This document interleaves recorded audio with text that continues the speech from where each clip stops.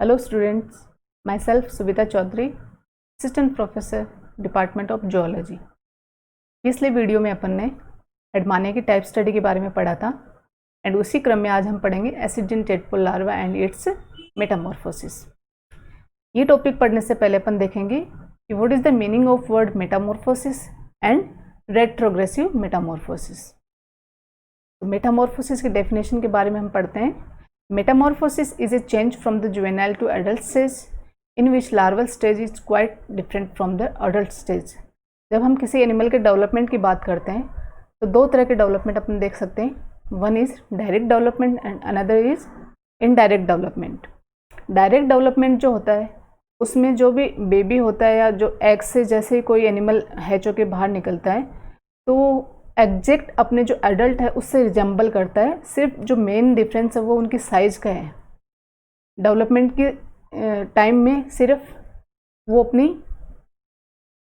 आकार में वृद्धि करता है, लेकिन जब इनडायरेक्ट डेवलपमेंट की बात करते हैं तो जुवेनाइल फॉर्म से लेकर अडल्ट के बीच में कई स्टेजेस पाई जाती हैं, कई डेवलपमेंट की स्टेजेस पाई जाती हैं।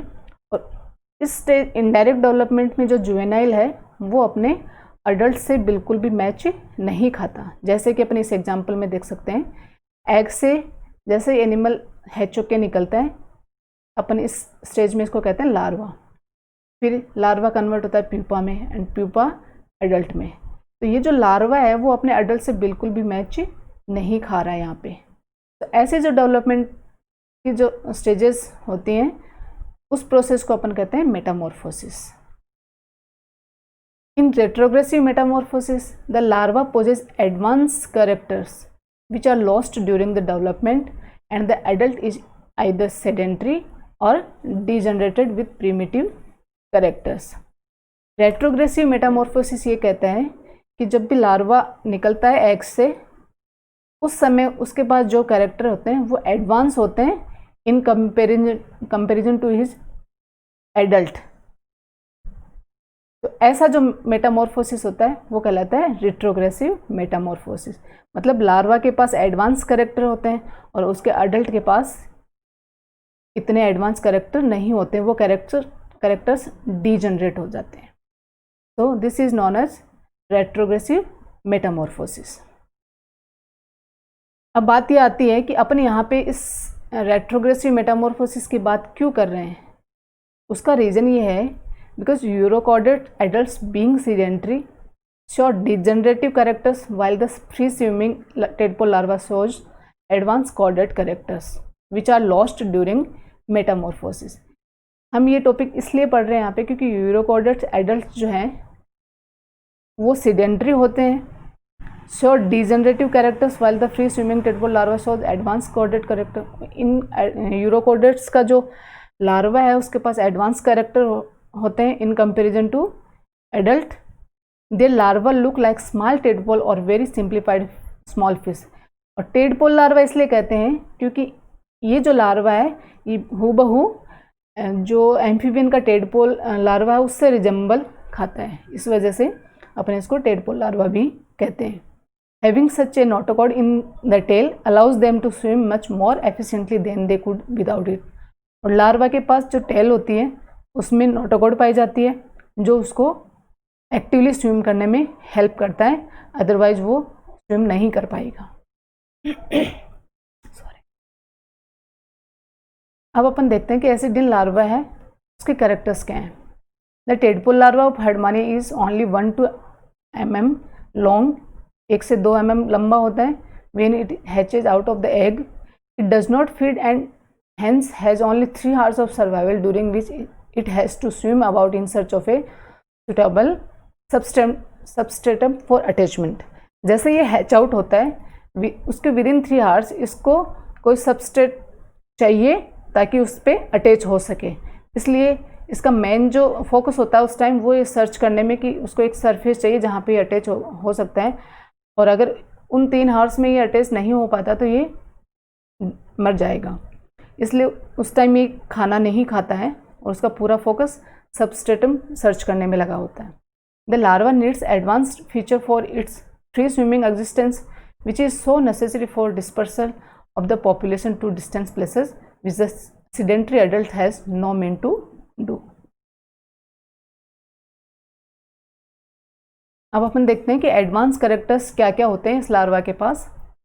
There is a rod like notochord in the tail to which are attached muscles bent for swimming.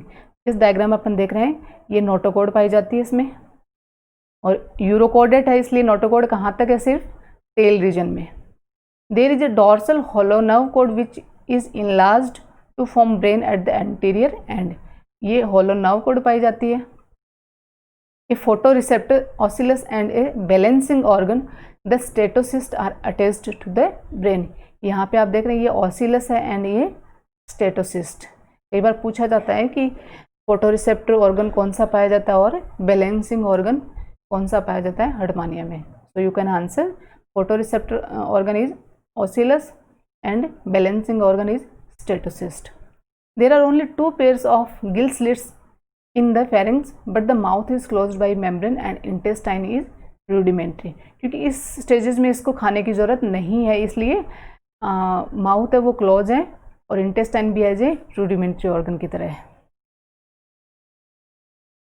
Endostyle on the ventral side of pharynx is very well developed which functions like thyroid gland and helps in metamorphosis. अपन सब जानते हैं कि thyroid gland है वो insects में भी Metamorphosis में एक इम्पोर्टेंट रोल प्ले करता है. Without thyroxine there is no possibility for the development of insects also. तो यहाँ पे भी एंडोस्टाइल प्रेजेंट होता है. और अपने पिछले वीडियो में अपन पढ़ा था कि एंडोस्टाइल का मेन जो फंक्शन होता है वो वर्टिब्रेट्स में जो थायरॉयड ग्लैंड का फंक्शन होता है वही यहाँ पे एंडोस्टाइल का फंक्शन होता है. इसलिए एंडोस्टाइल का वेल डेवलप्ड होना बहुत ज़रूरी है and endostyle is well developed here which helps in the metamorphosis. Then heart is on the ventral side. ये नीचे की तरफ हार्ट पाया जाता है बट इज नॉन फंक्शनल. अब ये फंक्शनल कंडीशन में नहीं है. The larva possesses on the anterior end 3 ectodermal adhesive papillae which helps in the fume attachment on the substratum.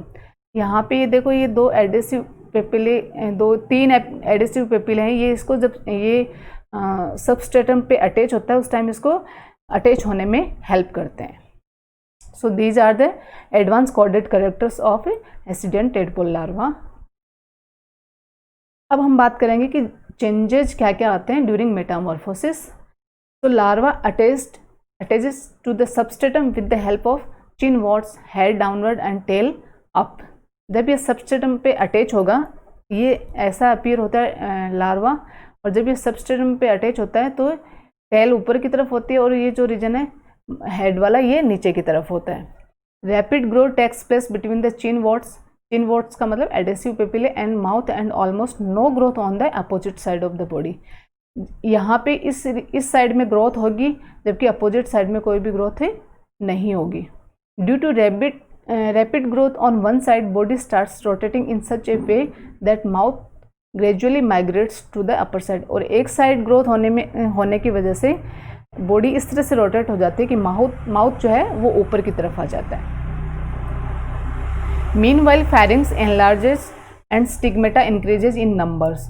और इसी ड्यूरिंग फेरिंग्स की साइज बड़ी हो जाती है और फेरिंग्स अपने को पता है कि एज ए रेस्पिरेटरी ऑर्गन भी काम कर रहा है यहाँ पे और डाइजेस्टिव सिस्टम में भी काम करता है. Intestine become functional and arterial opening is formed on the opposite side of oral aperture. और यहाँ पे डाइजेस्टिव सिस्टम है, इंटेस्टाइन एक्टिव हो जाती है और दूसरी तरफ आर्ट्रियल ओपनिंग ओपन हो जाती है. Both tail and notochord are gradually absorbed in the body during metamorphosis. अब जब लार्वा में नोटोकॉर्ड भी पाई जा रही थी और टेल भी थी, लेकिन यहाँ पे जब मेटामॉर्फोसिस हो रहा है तब यहाँ पे टेल और नोटोकॉर्ड दोनों रिड्यूस हो जाती हैं. The hollow nerve cord is reduced into solid nerve ganglion on the dorsal side. अपने पढ़ा था हर्टमानिया में ब्रेन को नर्व गैंग्लियन भी ब्रेन को नर्व गैंग्लियन भी कहते हैं. तो जो नर्व कोर है वो यहाँ पे नर्व गैंग्लियन में कन्वर्ट हो जाता है. Sense organs namely ocellus and statocyst are lost. तो अपन यहाँ पे देख रहे हैं कि मेटामॉर्फोसिस के बाद यहाँ पे जो लार्वल कैरेक्टर्स थे वो कंटिन्यूसली डिजनरेट हो रहे हैं इसलिए अपन ये कह रहे हैं कि यहाँ पे एक प्रोग्रेसिव मेटामॉर्फोसिस ना होके रेट्रोग्रेसिव मेटामॉर्फोसिस हो रहा है, मतलब डेवलप्ड कंडीशन से लेस डेवलप्ड कंडीशन की तरफ ये डेवलपमेंट जा रहा है। सो जब मेटामॉर्फोसिस कंप्लीट हो जाता है उसके बाद अपन देखते हैं क्या होता है। When the metamorphosis over, Herdmania is transformed into a bag like sedentary animal attached to the rock by a foot and having branchial and arterial opening for the inlet and outlet of water respectively. जब metamorphosis over हो जाता है तो ये यहाँ पे आप देख रहे हैं इस फॉर्म में ये एक किसी सबस्ट्रेट या रॉक पे अटैच हो जाता है। दोनों ओपनिंग एक इनलेट के लिए और एक आउटलेट के लिए ओपन हो जाती हैं। Pharynx become enormously enlarged with a large number of stigmata for filter feeding and digestive system become well developed। और फेरिंग्स की साइज बड़ी हो जाती है, स्टिग्मेटा का नंबर बढ़ जाता है and digestive system become well developed।